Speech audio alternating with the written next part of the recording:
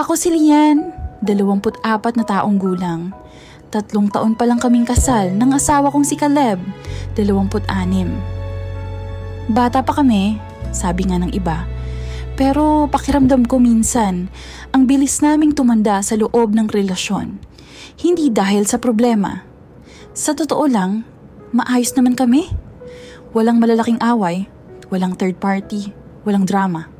Pero siguro, iyon din ang problema. Naging masyadong tahimik. Masyadong predictable. Gigising, papasok sa trabaho, uuwi, kakain, konting usap, tapos tulog, paulit-ulit. Hanggang sa isang gabi habang magkatabi kaming nakahiga, bigla siyang nagsalita. Lian, sabi niya, nakatitig sa kisame. Hindi ka ba naboboringan? Napalingon ako sa kanya. Sa'yo? Hindi. Ngumiti siya, pero halatang may iniisip. Hindi sa ganun, sa routine natin. Hindi ako agad nakasagot. Dahil sa totoo lang, oo. Doon niya unang nabanggit ang idea. Paano kung subukan natin gawing mas exciting, kahit konting kakaiba lang? Anong kakaiba? Natatawa akong tanong. Saglit siyang tumahimik, parang nag-iipon ng lakas ng loob. Roleplay? Napatawa ako ng malakas. Ano yon? Parang sa pelikula? Tumango siya, medyo nahihiya, pero halatang seryoso. Noong una, hindi ko siya sineryoso. Pero may parte sa akin na na-curious. Hindi dahil gusto ko agad subukan, kundi dahil nakita ko, excited siya. At matagal ko nang hindi nakikitang ganoon ang mukha niya. Kaya kinagabihan, kahit pabiro, sumakay ako sa trip niya. Pero hindi ko inaasahan na siya mismo ang magdadala nito sa mas seryosong level. Pagpasok ko ng kwarto, iba ang atmosphere, tahimik, madilim ang ilaw. Nakaupo siya sa gilid ng kama, hindi nakangiti. Iba ang tingin, hindi ko maipaliwanag. Pero parang hindi ko siya kilala sa sandaling iyon. Kinabahan ako, pero may kakaibang kilig. Caleb? Tawag ko. Hindi siya sumagot agad. Tumayo siya, dahan-dahang lumapit, at hinawakan ng kamay ko. Mahigpit. Sigurado. Biglang bumilis ang tibok ng puso ko. Sigurado ka ba dito? Tanong niya. Mababa ang boses. Hindi ko alam kung bakit, pero napalunok ako.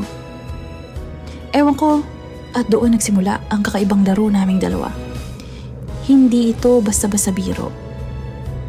Para kaming pumasok sa ibang mundo, kung saan may ibang roles, ibang personalities, at ibang paraan ng pagtingin sa isa't isa. Sa bawat sandaling kunwari nag-aalangan ako, mas lalo niyang pinaparamdam ang presence niya. Hindi siya yung Caleb na kilala ko, yung tahimik at kalmado. Ibang version siya. Mas matapang, mas determinado. At ako? Hindi ko rin kilala ang sarili ko. Unti-unti, natutunan kong sumabay. Hindi lang sa kanya, kundi sa nararamdaman ko. Natapos ang gabing iyon na parang may nabuksang pinto sa relasyon namin. Hindi lang basta excitement, parang mas nakilala namin ang isa't isa. Akala ko hanggang doon na lang, pero mali ako. Isang weekend, habang nagkakape kami, bigla niyang ibinato ang bagong idea. Try natin something different. Napataas ang kilay ko. Mas different pa? Ngumiti siya. Strangers, napatawa ako ulit, pero this time, hindi na ako ganun ka-dismissive. Explain. Magkikita tayo sa isang lugar na parang hindi tayo magkakilala. Walang history, walang tayo. Just two people meeting for the first time. Tahimik akong napaisip. Nakakatakot, pero exciting. At sa huli, pumayag ako. Nagkita kami sa isang maliit na bar sa kabilang bayan. Nauna ako. Nakaupo ako sa isang sulok, nagpapanggap na mag-isa. Kinakabahan ako, pero pinipilit kong magmukhang normal. Pagpasok niya, halos hindi ko siya nakilala. Maayos ang bihis, confident ang lakad. At ang tingin niya, diretso sa akin, pero parang hindi niya ako kilala. Umupo siya sa tabi ko. Hi, sabi niya, casual lang. Pwede ba akong makiupo? Parang may kuryenteng dumaloy sa katawan ko. Sure, sagot ko. Sabay ngiti na pilit kong pinapakalma. Hindi kami nagbanggit ng kahit anong personal. Walang asawa, walang tayo. Para kaming dalawang estranghero na unti-unting nagkakausap. At habang tumatagal, mas lalo akong nalulunod sa role. Hindi na siya si Caleb at hindi na rin ako si Lian.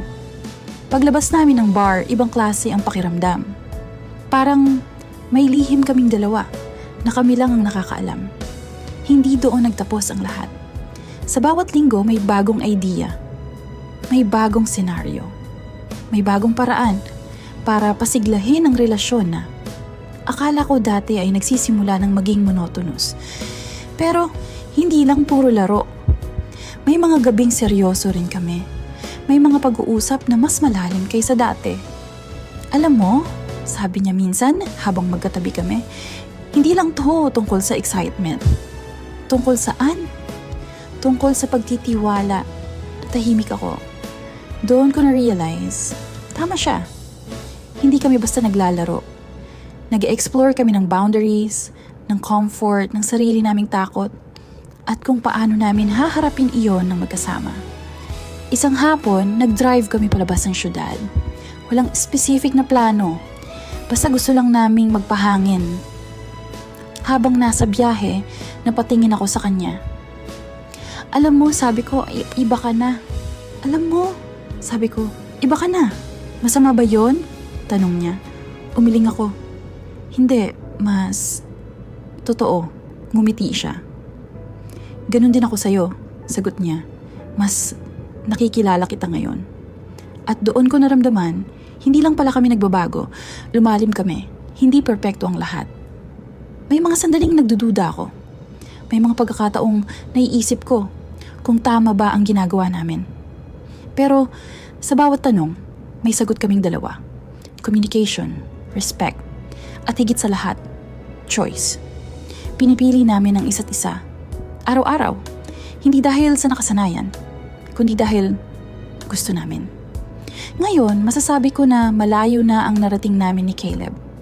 Mula sa simpleng mag-asawang halos mabagot sa routine, naging mag-partner kami na marunong mag-adjust, mag-explore, at higit sa lahat magtiwala, hindi lang sa isa't isa, kundi pati sa sarili. Natuto kaming magsalita tungkol sa gusto namin. Natuto kaming makinig. Natuto kaming hindi matakot magbago. Dahil minsan, ang relasyon hindi nasisira dahil sa problema, kundi dahil sa kakulangan ng effort para panatilihin itong buhay. Ako si Lian, at ito ang kwento naming dalawa ni Caleb.